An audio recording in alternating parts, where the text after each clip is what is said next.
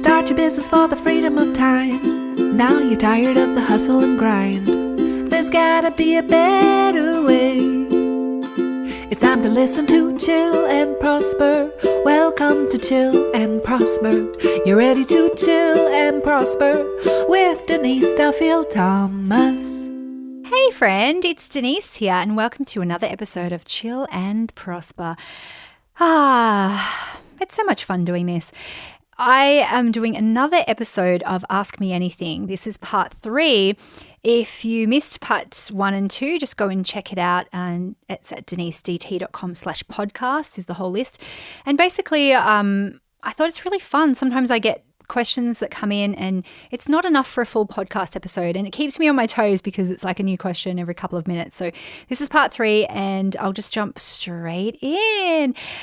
So we get a lot of questions sometimes about how to prep for time off or for something like maternity leave. I've actually written about this a lot. So if you come over and get the show notes for this episode, I will link to all of the places that I wrote about this when it was in real time for me. So I've had 3 kids and I prepped quite differently for each one. Obviously, the first one was the most unexpected because I didn't know what was going to happen afterwards. I was like, I'm having a baby. I think I'm going to be a completely different person after this, but I'm not sure. I thought I was going to lose all my ambition and my creativity. So I was like preparing for the worst. But actually my advice is the same advice I would have for anybody in business. Like having a baby for me made me be a better CEO. Because up until then, I could do everything myself. I didn't have to really have any systems or boundaries because I kind of had heaps of time to overwork. And so some of the things I started doing in preparation for maternity leave, batching my content, was really good for me that I've continued to do to this day. Having boundaries in my community groups, not doing everything for everyone, having someone to do customer service for me, like being able to hire a few things out. That's all stuff that I should have done anyway. So for me, it was like having a baby, like it doubled my business. Every single one of my babies doubled my business because I had to embrace some of those things that people had been telling me to do for years. Like don't do everything yourself, outsource and delegate, batch up your content. I was like, yeah. And then I was like, holy crap, I've got a deadline. And so I actually think, even though I have ADHD, I think I was more focused when I was pregnant than I was before because I had a deadline. And so every Monday I got my hair blow dried. I tried to do like 5 videos and then I banked them for my maternity leave. And that was really, really great. The other thing though, which again is good advice for anyone, is passive income. If you can create a course, an ebook, an evergreen program, something like that, because then you don't have to feel pressure to come back before you're ready. And sometimes, there's injuries or you have a baby that doesn't sleep or whatever, or you have feeding challenges. So just be kind to yourself and give yourself that buffer if you can. And also just lean on as much help and support or outsourcing as you can without guilt, as much as your budget allows. And you know what? So many people will want to spend money on buying you just like baby Nike shoes and crap like that. And like if you've got friends, you can just say, hey, look, can you, contribute to a babysitter fund or something like that? Something that will make your life actually easier. And just, kids can just wear onesies. Kids don't need cowboy boots and baby Nike shoes. Okay, so that, as I said, that's advice for everybody. It will make you a better CEO. It means you can have time off to travel or write a book, or if you've got caring responsibilities, or if you've got a chronic illness, or if you've got challenges, or you just want to take some time off, then all of those things will help, whether it's a baby or not. Okay. Oh, this is such a good question. How do I handle lifetime access for my courses and what does it actually mean? This is such a misunderstood thing that I want everyone to understand. So a lot of people sell their courses as lifetime access. Okay. And that sounds like, oh, cool. For the rest of my life, I'll have access to you. And lifetime access means for the length and the lifetime of the program or the course. So if you decide to close down a program, that's okay. But if you say to people it's lifetime access, well then it's until you close down that program, they have access to it. Now, I really think it is misunderstood because I think people then feel like they can have access to you for the rest of their life. And I've seen people get very angry when people close down programs. So if you do want to do that, make sure you give people a lot of notice. If we ever close down Money Bootcamp, which we will in the future, who knows, we'll give people probably 12 months notice, which means that then we can use that in our marketing, last time ever. And then, I might do something else, but that would be the lifetime of the program. It will come to an end. It doesn't mean that when I'm a granny in a nursing home, someone can contact me and go, but when's the next Money Bootcamp call? I'll be like, after bingo. Just be really mindful that you just spell things out like that in your terms and conditions. Lifetime access just means for the length of the program. That's a good one. All right. So this next question, I'll just point you to some resources actually. So someone said, how do I write a book? I don't know. I am such a procrastinator when it comes to writing. I need accountability. I need deadlines. So, and I do self-publish books as well, but they're harder to write for me because I don't always have deadlines because I don't have a publisher who is like, hand it in on this date. Instead, I've got, editors and stuff who I'm like, I'm sorry, I need to push this deadline again. So accountability, get a writing coach, get a writing buddy, pre-sell a book, and then you have to write it. There's so many different ways. Honestly, I've written it in so many different ways. I've written a book from transcripts. I've worked with a co-writer. I've hired book coaches. All of those things work. And if you're reading the show notes, I'll do a couple of links of where I've put it because I have done episodes on this exact thing. And let me see if I can find behind the scenes of writing my book is episode number 43. And then I also I did one about my book tour that was 32. Why writing a book is a smart idea, number 14. So I've done a couple of episodes on that, so you can. But it's good. I think everyone should write a book. Okay, so sacred money archetypes. How can they guide you in your business and do your ideas and models? Like the one where you talked about savings and sacred money archetypes. Okay, cool. So if those of you who don't know, money archetypes, sacred money archetypes is a framework by an amazing mentor of mine, Kendall Summerhawk. And I've been certified in that method for a couple of years, and I've created a course around it about how you can design your business around your money archetypes. So it's, like human design or, any of those personality things, but it's particularly about money. So how you make money, like what business models would work best for your personality, things like that. And so what that does and how things like that help you is understanding who you are and what makes you tick and having information that isn't an exact science but gives you some pitfalls on things to look out for. And I've done tons of episodes on money archetypes too, so you can search around for those. And also you can take the quiz at denisedt.com/quiz and find out what your archetype is and then get more information because it's just information is power, really. Okay. Goal setting. Okay, what do you allow yourself to dream about versus what you truly desire? Okay, so this is such a great one because I find that goal setting isn't so simple. If you go, sit down and write down your goals every day. Some people get into analysis paralysis around it. How many times should I write them down? Should I do it in past tense or future tense or present tense? Is it better to do it in my own handwriting? Is it better to do a dream board? What's the best way? And people get into analysis paralysis around it, especially accumulators, by the way, in sacred money archetypes, because they want to know what the rules are and they want to be perfect at it. But here's what I think comes up for people. Sometimes they're like, what am I allowed to have? And if you relate this to a money memory from your childhood, if you ever went out to a fancy restaurant and money was tight, there was that sense you couldn't just order anything on the menu. You had to be told what you can have. And so it'd be like, well, what am I allowed to have? And so if that is your experience around money, around achievement, around goals, you might be like, what am I allowed to have? How much joy am I allowed to have? How much abundance am I allowed to have? So the way you stretch yourself to see something different is follow mentors who stretch your possibilities of what you're allowed to have for yourself. Go to beautiful locations, go to beautiful houses, go into stores that you wouldn't necessarily go into and try on things. Give yourself permission to see what you like. It could even be going, when you go to a restaurant, ask yourself, before you even look at the prices, what do I feel like? And that's the practice. That's the practice of, am I allowed to like what I like? Am I allowed to want what I want? And I'm allowed to dream bigger.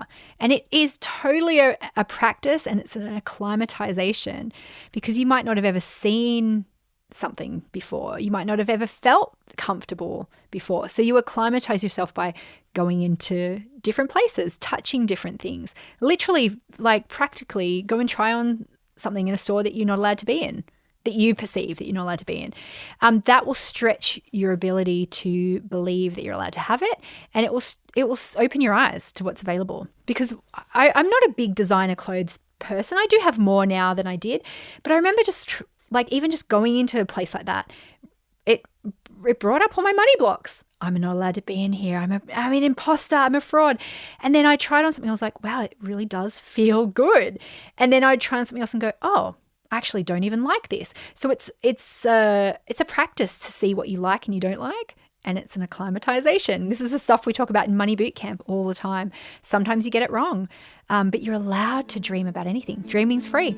Dreaming is free. Okay, let's take a really quick break, and we'll be right back with some more Q&A in just a sec. My name is Isabel Pino. I am a brand and business mentor for quirky entrepreneurs from Caracas, Venezuela. I'm currently reading Chill and Prosper and loving the message of doing business in a way that works for you.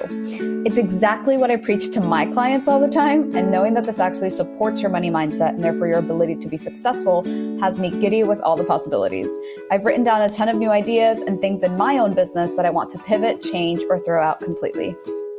Hey, I'm Jane Curtis, a trainer, coach and mentor for fundraisers working in the charity sector. I bought Chill and Prosper recently. It's the second time I've read it, but I'm finding so many more aha moments. There's just so much in there. It's an excellent book. It's really, really readable, and I'm just loving uncovering more of my money blocks. I'm also in Denise's Money Bootcamp, which has just been an invaluable resource for me in working through my many, many money blocks that I have had from working 20 plus years in the charity sector. Thank you, Denise. Brilliant book. Hey, and welcome back to part 2.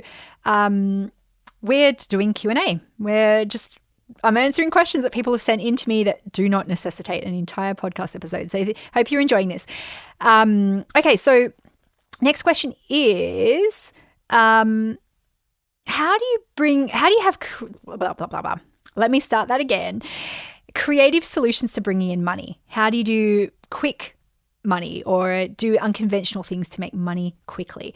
Now, this has happened to me so many times where I've wanted to do something or like go on a trip or something like that, and I needed to manifest a bunch of money really quickly.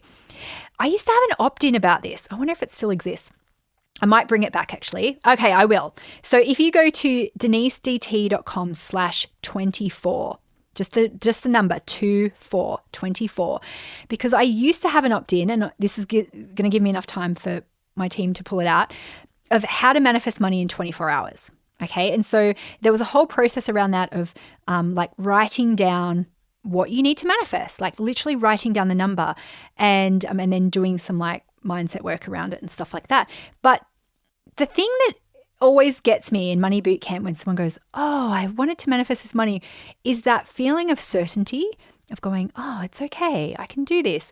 Because sometimes you don't have the energy to come up with any creative solutions because you're so in the space of not having.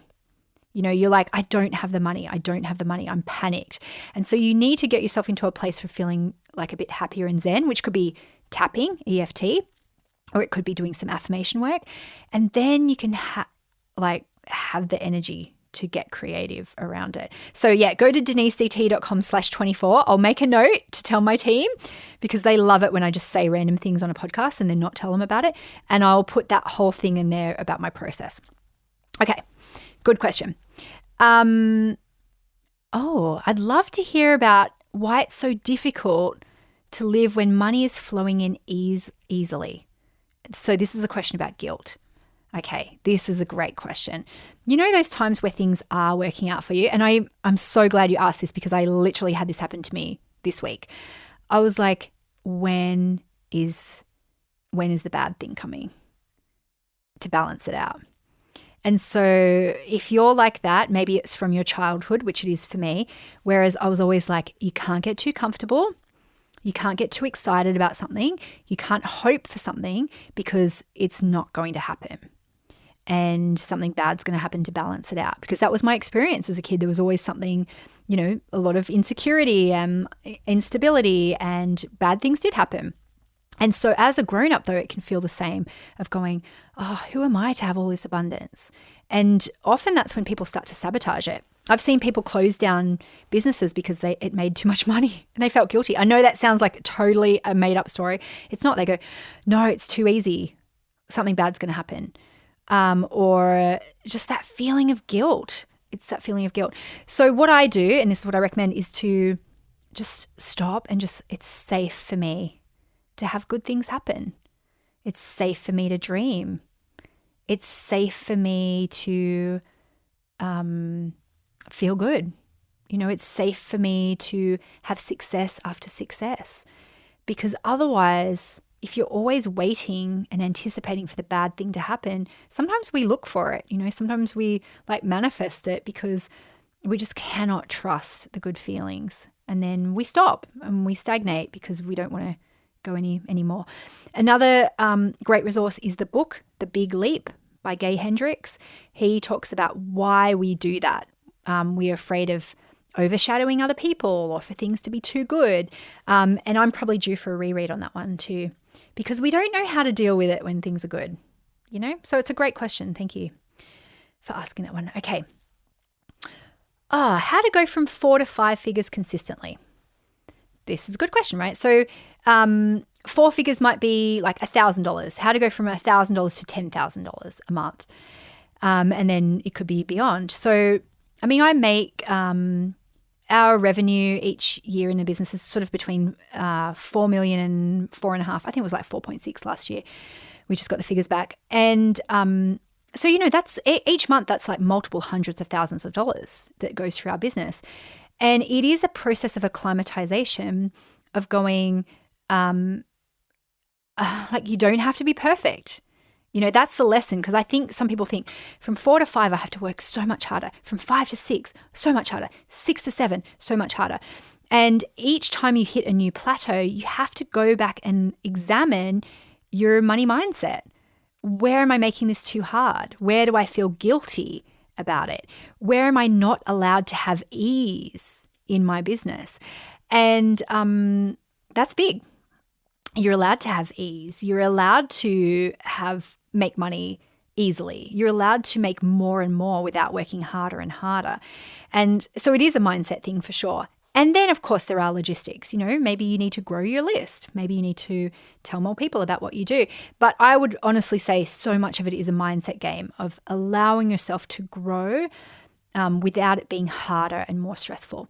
If you're in Money Bootcamp, we have an assignment in there called Negative Consequences. And it's always about whenever you're stuck at an income level, what are you afraid of? What's the negative consequence that you are afraid of? And often that is a really big clue of why you're holding yourself back. So good question. Okay, let me have a look. Oh, this interesting one. Overcoming the fear of unconsciously imitating others. Fear of putting your own stuff out there when you've got a friend doing similar stuff. This always holds me back. I totally know what you're talking about, because I'm I think with ADHD, I take in a lot of information and then I filter it through my own stuff, and then it just becomes part of who I am. So I actually have to make sure I don't watch a lot of people's stuff, because I sometimes do unconsciously kind of make that my own in a way. So for years, I've decided to just not look at other people's stuff if they're kind of in my industry or adjacent to me. Especially, I do not look at any competitors, but not because of any I don't know, jealousy, or it's just like, I just don't want to be influenced in that way. I want to make sure that I'm coming up with content that is original to me. So I actually get inspiration from lots of other ways, right? So make sure that you're bringing in inputs from other places of things that are not your business related, like going to art workshops or going to the movies or things like that, and get your inspiration from different places. But there's a thing there too of thinking, oh, everything has to always be 100% original. And, no matter what business we do, there's always going to be someone who has a similar business. So it doesn't mean that you can't do it. It just means you have to make sure that you're doing it in your own words and trusting your own wisdom. But don't let it hold you back. And then the opposite is true as well. Don't let fear of copycats hold you back from going into business, because people will copy you. And a lot of people think, oh, I'm not going to put stuff out because what if people copy me? They will. They absolutely will. So you can't be afraid of that. It will happen. But don't let it hold you back, because people need to hear your spin on it. They want to see what you do with it. Cool. All right. So dealing with other people's money blocks. I get a lot of questions around this of like, how do I deal with my partner? How do I deal with my parents, my negative brother, my colleagues in my industry, employees who have a bad money mindset, clients, things like that. So this can be really tricky. I really get it. So if you've got an unsupportive partner, it's hard to do your own stuff in business if someone's constantly putting you down. If you've got parents who talk negatively about money, what happens when you kind of come into this world of money mindset and possibility? You do start to notice it in other people a lot more. So sometimes you have to protect yourself a little bit, especially if you're doing something big like, launching something that feels very vulnerable. You have to shelter yourself a little bit. And so that means that maybe you don't hang out with negative people when you're feeling particularly vulnerable. You change the subject. You hang out with them in a way that means you don't sit around and talk about stuff too much. It's like, oh, I'd love to answer that, but I'm just going to go and get the things out of the oven. We call it bean dipping in Money Bootcamp. If you're in Money Bootcamp, go watch the bean dipping video. But it's basically like just changing the subject. You're responsible for your own money mindset stuff. You undoubtedly got it from your parents. They are absolutely 100% responsible for some of your mindset issues. But when you realize that that's where it comes from, then you have to protect yourself in whatever way you can. So you can crowd it out by making sure that you're listening and reading and surrounding yourself with people who talk positively about money. It won't bother you as much. You can, change the subject, not get into conversations that feel triggering to you. They don't need to know all the details of your business. It's not their business. And you know what? Some people outgrow people, and that's okay too. Yeah, it's tricky though, but you are responsible for your own money mindset, and do whatever you can to protect that as much as you can as well. Well, thank you for another amazing Q&A episode. I will do another one soon because I love hearing all of these questions. So I will be right back after this final thought. Hi, I'm Sam Brightwell, and I'm a creativity and business coach from Bournemouth in England. I listened to the audio version of Get Rich Lucky Bitch while I had COVID in March, and not only did it get me through COVID, but it reignited my passion for my online business by helping me to get clarity on the money blocks that were really holding me back from making the progress that I wanted to make. I joined Denise's book club for the re-release of Chill and Prosper in July, and it was just amazing. It was like having private one-to-one coaching with Denise. I got so much out of it. I just love Chill and Prosper because as a neurodivergent person myself, I needed to find ways to get through the overwhelm and the noise of everything that's going on around you and everything that's going on inside your head when you're tapped into your creativity. So Denise's really simple two-step approach is perfect for me, and it helped me to really focus on what I need to do, and now I've got that momentum back in my business, and I know that I'm on track to reach my goals. So thank you, Denise. You're amazing. Hey, welcome back. I want to share an affirmation I've been using recently, and it's I am a creative genius. And it took me a couple of days to acclimatize, weeks, months probably, because it felt so vain to say I'm a creative genius, but it really changed something in my brain. I am a creative genius. It was really cool. So I want you to adopt this over the next couple of days. It could be I am a money-making genius. I am a money magnet genius or something like that. But I deliberately want you to use the word genius because I realize in society we have unspoken rules about who is allowed to be a genius and call themselves a genius and who is called a genius, by the way. So that's where it came from for me of going, am I allowed to be a genius? Try it. But that's mine. I am a creative genius. I hope you have an incredible week, and I will see you next week on another episode of Chill and Prosper. Bye now. Thanks for listening to Chill and Prosper. Tell your friends to chill and prosper. Review and subscribe. We hope you had a very good time.